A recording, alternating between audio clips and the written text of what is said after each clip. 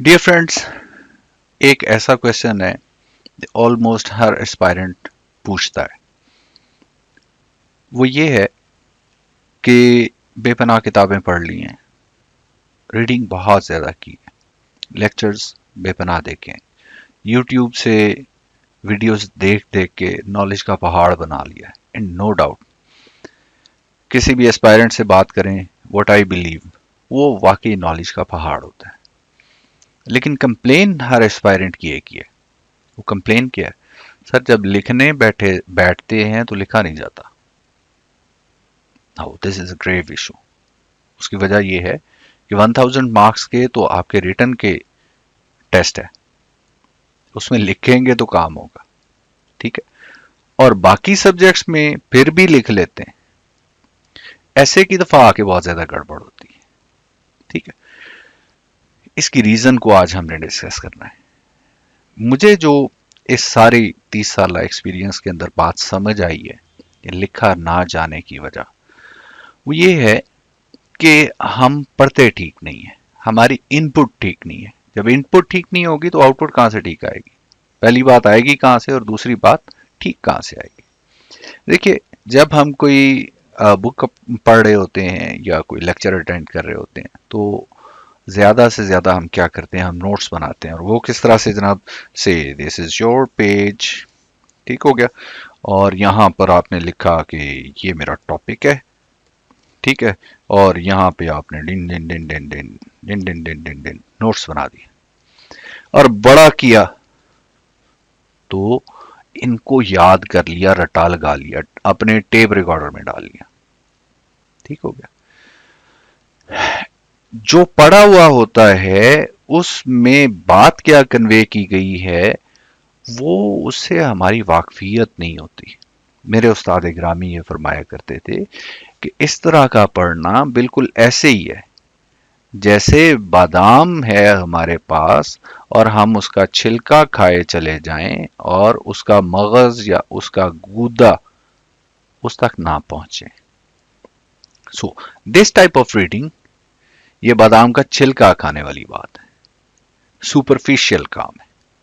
और रट्टा ठीक हो तो हम टेप रिकॉर्डर चला के रिप्रोड्यूस कर देते हैं, बट हमारी नॉलेज के अंदर वो बात ठीक तरह से पहुंची नहीं होती या हम उस बात की असल गहराई को नहीं पहुंचे होते, ठीक हो गया। ये तो है जो रूटीन में नोट्स बनाने का तरीका है। इसको कहते हैं पैसिव रीडिंग, कि जो कुछ आ रहा है उसको एज इट इज ही लंबे पड़े हुए हैं वसूल फरमाई जा रहे हैं, ठीक है। कोई इंटरेक्शन नहीं हो रहा नॉलेज के साथ। ज्यादा से ज्यादा क्या है कि एक वो टेप रिकॉर्डर जो है वो रिकॉर्ड कर लेगा अगर हम रट्टा अच्छा लगा।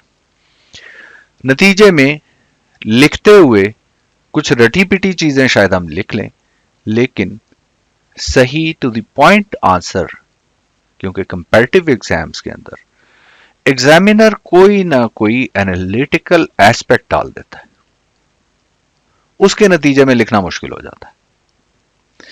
अब इस पैसिव रीडिंग के अगेंस्ट हम देखते हैं एक बाकायदा सिस्टम है, और वो सिस्टम क्या है? वो नोट्स टेकिंग का सिस्टम हमें दिया हुआ है वॉल्टर पॉक ने 1940 में, एंड कॉर्नेल यूनिवर्सिटी में ही वाज देयर।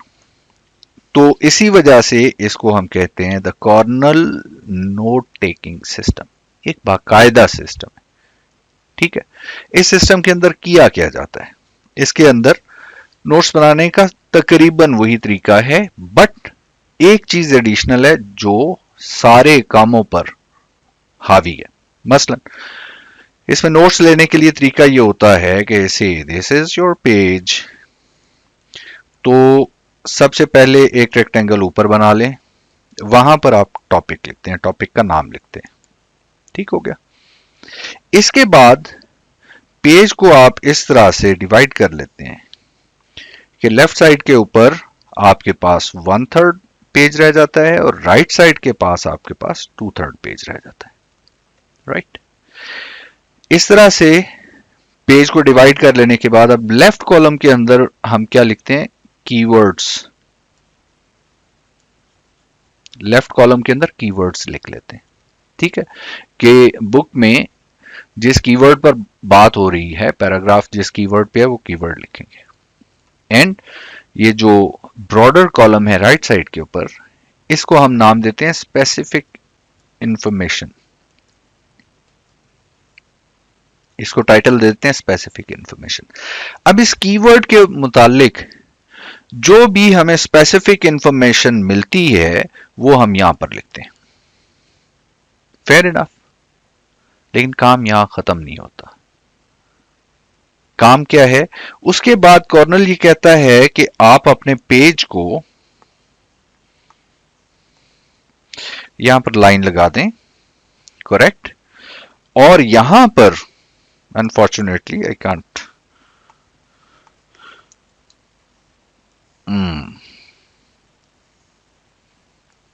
जब आपने कीवर्ड और उनकी स्पेसिफिक इंफॉर्मेशन सारी लिख ली है, उसके बाद पेज का जो नीचे वाला हिस्सा है it will become another rectangle. यहां पर आपने क्या करना है? यहां पर आपने लिखना है व्हाट डिड आई लर्न, मैंने सीखा क्या। ये नहीं कि हमने इंफॉर्मेशन इकट्ठी कर ली है, वो तो गूगल पे भी बहुत ज्यादा है, ठीक है, लेकिन उसका फहम, उसकी समझ, वो हमने अब यहां पर आके मेंशन करनी होती है।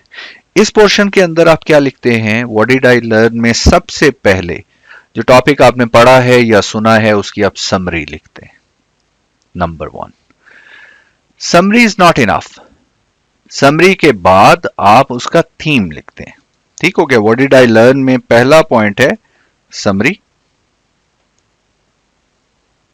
और दूसरा पॉइंट है थीम, जो आपने पढ़ा है उसका थीम लिखें। And beyond these 2 points other aspects जो आपकी समझ में आए हैं या नहीं भी आए तो गौर कीजिए और समझिए और एक्सप्लोर कीजिए कि ये जो कुछ मैंने पढ़ा है इसमें से अदर एस्पेक्ट्स कौन से रिवील हो रहे हैं। वो व्हाट डिड आई लर्न में आपने मैक्सिमम लिखना है। इसके नतीजे में होता क्या है? ये है एक्टिव रीडिंग। किस तरह से? जब हमें इंफॉर्मेशन मिलती है तो हम सोचते हैं, ये चीज इस्तेमाल करते हैं, हम सोचते हैं कि इसका मुकम्मल मानी, मफहूम और थीम है क्या, और ये जो पीस ऑफ इंफॉर्मेशन है इससे क्या क्या चीजें डिड्यूस की जा सकती।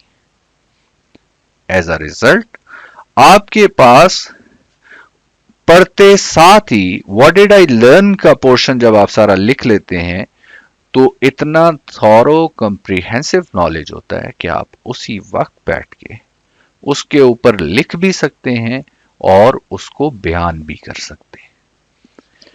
सो ये वो मेथड है जो हमें एडॉप्ट करना है, और इसको हम फॉलो करेंगे तो हमारे पास फायदा क्या होगा? हर टॉपिक पढ़ लेने के बाद हम जब इस तरह से नोट्स बना लेंगे तो हम फैक्ट बुक में उन नोट्स को लगाते जाएंगे।